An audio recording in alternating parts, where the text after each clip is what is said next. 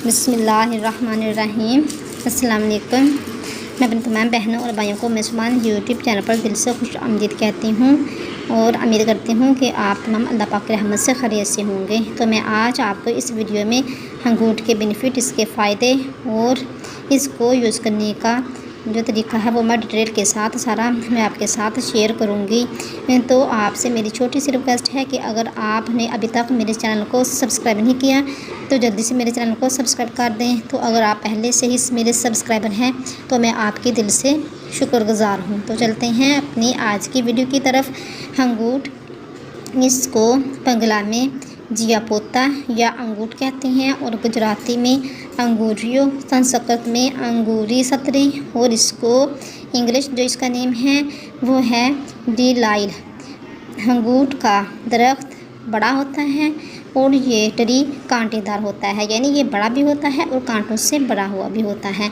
इसको मशाबा हेड के फल लगता है, यानी जो फल हेड के लगता है, हेड जिसे बोलते हैं, वो ही फल इसको लगता है।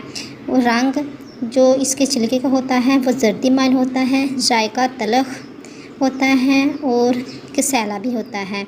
मजाज इसका गर्म और खुश्क है।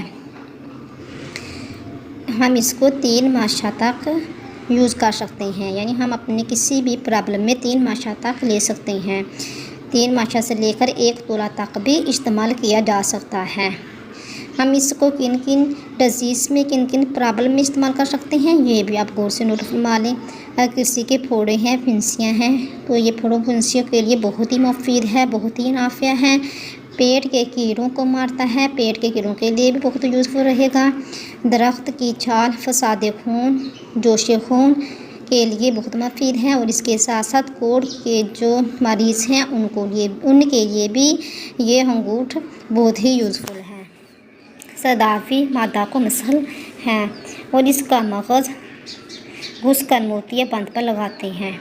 तो मैंने आपके साथ आज इस वीडियो में अंगूठ के बेनिफिट्स, के फ़ायदे और इसको यूज़ करने का तरीका पूरी डिटेल के साथ मैंने आपके साथ शेयर किया। तो अगर आपको आज की मेरी वीडियो अच्छी लगी तो मेरी वीडियो को लाइक कर देना। तो मिलेंगे नेक्स्ट वीडियो में, तब तक के लिए खुदा हाफ़िज़।